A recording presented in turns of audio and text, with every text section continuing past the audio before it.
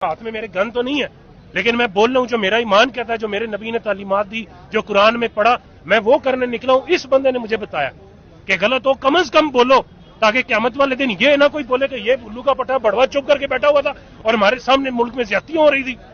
मैं तो कह सकूंगा ना, मेरी ये रिकॉर्डिंग आज भी आप दोगे, आप उस दिन भी गवाही दोगे कि मैंने इस बंदे को वहां पे देखा था और ये खड़ा था। बच्चे को क्यों लेके आए? इसीलिए कि आप सबको भी ये लगे कि ये गोलियां नहीं देने आया। ये भी तो हो सकता था कि मैं बड़े आराम से आता, आराम से बैठता, जिधर रश होता मैं थोड़ा सा दूर रहता और जाता, सेल्फी लेता और लगा देता जी मैं खड़ा था।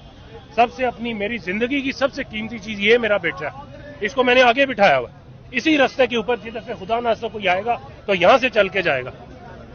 इससे बड़ी हमें क्या है?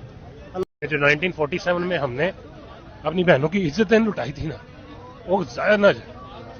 आज उनकी रूहें तड़प रही होगी, कब्रों में तड़प रही होगी वो बहनें। खुदा ना हादसा, वो हमें कम से कम ये दुखता ना कि हमारी बहनों की इज्जतें लुटी हरामजादे हिंदुओं ने या अंग्रेजों ने। यकीन करें अगर ये हालात रहे ना, तो ये सारे अमीर हमारी बहनों को रोड पे पसंद किया करेंगे। हमें जज पता क्या बोलेगा कि अपनी दूसरी बेटी बचाओ, इसका केस वापस ले लो, अपना दूसरा बेटा बचाओ। पहला बेटा मार दिया ना जिसने, वो दूसरा भी मार देगा। हमारे कोर्टों में ऐसे हो रहा है। कैवेलरी में एक ऐसा नहीं हुआ था कि एक बेटे ने अपनी बहन के लिए लड़ा, उसको मार दिया गया, कोई सबूत नहीं मिला। आखिरकार उस एक गार्ड की कमीज मिली जिसके ऊपर ब्लड लगा हुआ, फिर फंस गया। फिर उसकी मां ने कहा था जज साहब को कि जज साहब मेरी बेटी जवान घर में बैठी हुई है, अगर मैंने यहां पे खड़ी ली ना, वो उसको ले जाएंगे और वो मुझे कह रहे हैं कि तेरे घर से नंगी करके लेके जाएंगे अपने घर तक। वो मां ने कहा था कि अगर मेरी बेटी की जमानत दे सकते हो ना, और मेरी सारी उम्र की जमानत दे सकते हो, तो मेरा केस आगे लेके चलो। और जज साहब चुप हो गए थे, जवाब नहीं था। पाकिस्तान की सबसे बड़ी अदालत का जज एक औरत को जिसके साथ ये हुआ हो, वो ताकत नहीं दे सकता, उसको हौसला नहीं दे सकता, उसकी हिफाजत नहीं करने का ऑर्डर दे सकता, तो हम कौन से इंसाफ में लेके बैठे हुए? हम इनके खिलाफ लड़ सकेंगे? ये हमजा, शहबाज, दूसरे तीसरे, हमें नहीं याद कि इस मुल्क में कैसे मुकाबले होते हैं। मैं छोटा सा था, सुनते थे आबिद बॉक्सर और फलां फलां मुकाबला किया, बंदा गायब। आज वो नहीं है, इस बंदे की वजह से।